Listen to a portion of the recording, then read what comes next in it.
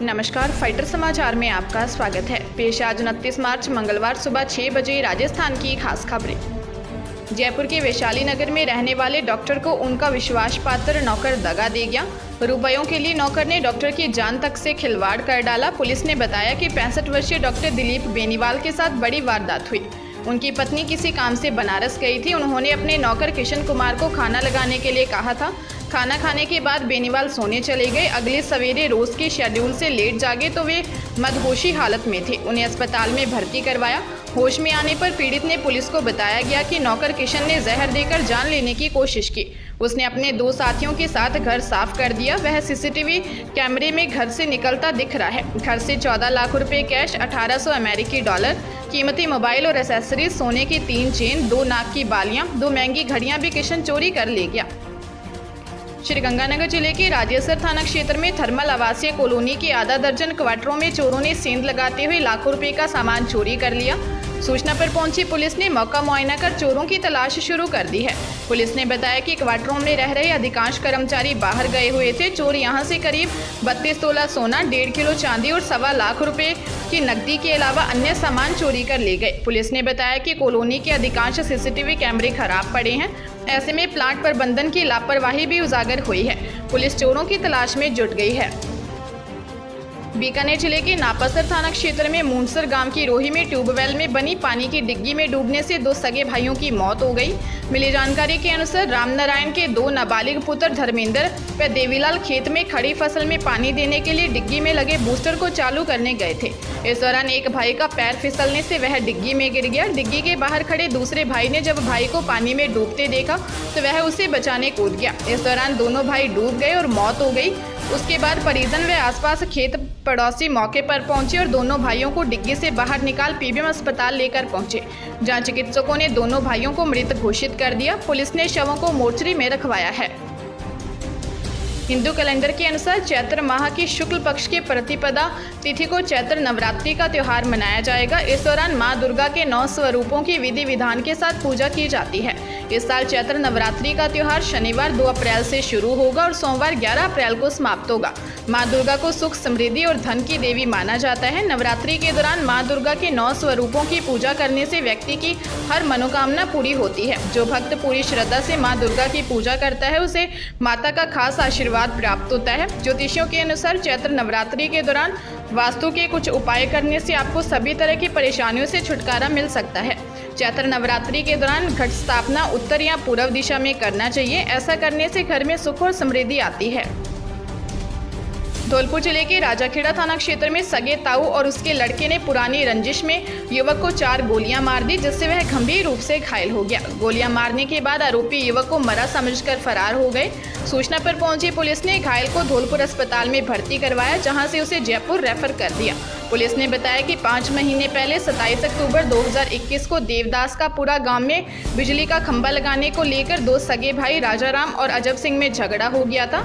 इस दौरान राजाराम और उसके बेटों ने अजब सिंह के बड़े बेटे गंगाराम की लाठी और कुल्हाड़ी से पीट कर हत्या कर दी थी। मामले में राजाराम और उसके 2 बेटों के साथ ही 2 महिलाओं को गिरफ्तार कर जेल भेज दिया गया, जबकि राजाराम का एक बेटा और एक कन्या फरार चल रहे थे। राजाराम 5 दिन पहले ही हाईकोर्ट से जमानत मिलने पर जेल से बाहर आ गया था। पुलिस आरोपियों की तलाश में जुट गई है। दिन रात एक करके सरकारी नौकरी की तैयारी कर रहे युवाओं के लिए सुनहरा अवसर सामने आया है। कर्मचारी चयन आयोग ने एमटीएस भर्ती के लिए आवेदन प्रक्रिया शुरू कर दी है। जो भी उम्मीदवार इस भर्ती के लिए अपना आवेदन करना चाहते हैं वह जल्द से जल्द कर्मचारी चयन आयोग की आधिकारिक वेबसाइट पर जाकर इसे कर लें। भर्ती के लिए ऑनलाइन आवेदन की प्रक्रिया जारी है। कर्मचारी चयन आयोग ने आवेदन की आखिरी तारीख 30 अप्रैल 2022 को निर्धारित की है। इस भर्ती के लिए आवेदन करने वाले उम्मीदवारों के पास किसी मान्यता प्राप्त बोर्ड से कक्षा 10वीं पास की योग्यता होनी चाहिए। उम्मीदवारों की आयु सीमा 18 से 25 वर्ष के बीच होनी चाहिए। एसएससी एमटीएस 2021 परीक्षा ऑनलाइन मोड में आयोजित की जाएगी। पंजाब के मुख्यमंत्री भगवंत मान की तरफ से पंजाब के लोगों के लिए बड़ा ऐलान किया गया है। भगवंत मान ने कहा है कि अब पंजाब में राशन की डोर स्टैंप डिलीवरी शुरू होगी, मतलब कि अब मान सरकार घर घर राशन पहुंचाएगी। उन्होंने कहा कि लोगों को साफ सुथरा राशन मुहैया करवाया जाएगा। भगवंत मान ने कहा कि जो व्यक्ति उसी दिन ही कमाकर उसी दिन खाता है, यदि उसे राशन लेने की दिहाड़ी तोड़नी पड़े तो कितने दुख की बात है। बुजुर्ग माएँ भी 2-2 किलोमीटर दूरी पर राशन डिपो से अपना राशन लेकर आती हैं। इसके बाद गेहूं और दाल में से कंकर चुगने पड़ते हैं और गेहूं की हालत भी कई बार खाने योग्य नहीं होती। मुख्यमंत्री ने कहा कि पंजाब के लोगों को इन बातों से छुटकारा मिलेगा, इसलिए लोगों के घरों तक राशन पहुंचाने का फैसला सरकार ने लिया है। करौली जिले में स्थित कैला माता का लक्खी मेला आज 29 मार्च से प्रारंभ होगा। हालांकि माता के दरबार में 2 अप्रैल को नवरात्रा स्थापना होगी। कैला देवी मंदिर ट्रस्ट प्रबंधक महेश शर्मा ने बताया कि कैला मां के दर्शनों के लिए मंदिर प्रबंधन समिति ने समय अवधि बढ़ा दी है। भक्त सुबह 4 से रात 10 बजे तक 18 घंटे दर्शन कर सकेंगे। अधिक भीड़ की स्थिति में रात 11 बजे तक दर्शन की व्यवस्था रहेगी। राजभोग के लिए दिन में मात्र 10 मिनट के लिए दर्शन बंद होंगे। हालांकि माता के दरबार में इससे पहले ही श्रद्धालुओं की आवक बढ़ रही है। शुरुआत में बड़ी संख्या में पदयात्रियों की आवक हो रही है। पंजाब, हरियाणा, यूपी, दिल्ली से पदयात्री माता के दरबार आ रहे हैं। श्रद्धालु हिंडौन करौली मार्ग से कैला देवी की ओर बढ़ रहे हैं। श्रद्धालुओं के लिए निःशुल्क भंडारे, विश्राम स्थल, अल्पाहार गृह संचालित किए जाएंगे। भ्रष्टाचार निरोधक ब्यूरो 12 की टीम ने रिश्वत मांगने के 1.5 साल पुराने मामले में झालावाड़ जिले के अकलेरा थाने में तैनात कांस्टेबल व एक दलाल को गिरफ्तार किया है। दोनों को कोर्ट में पेश किया, जहां से कोर्ट ने दोनों आरोपियों को जेल भेजने के आदेश दिए। आरोप है कि कांस्टेबल हरमतदान उर्फ हरमंतदान चारण व दलाल ज्ञानाराम उर्फ गेनाराम से मिलीभगत कर परिवादी रामनिवास फंगाल से सीआई के नाम पर 1 लाख रुपए मांगे थे। रुपए नहीं देने पर गाड़ी में अफीम रखकर केस लगाकर फंसाने की धमकी दी थी।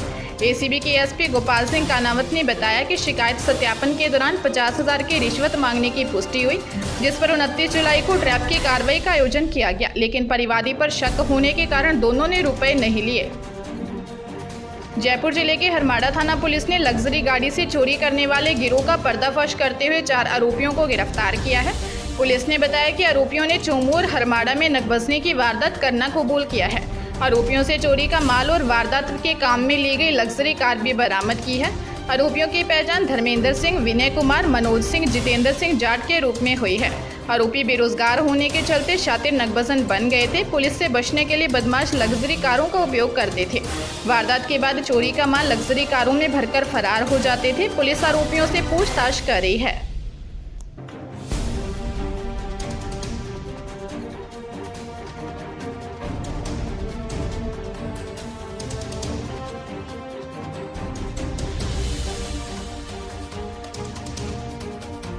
ताजा तरीन खबरों के लिए फाइटर न्यूज को सब्सक्राइब करें और बेल आइकन को प्रेस करें ताकि नई न्यूज अपडेट होते ही आपके फोन की घंटी बज जाए। Once again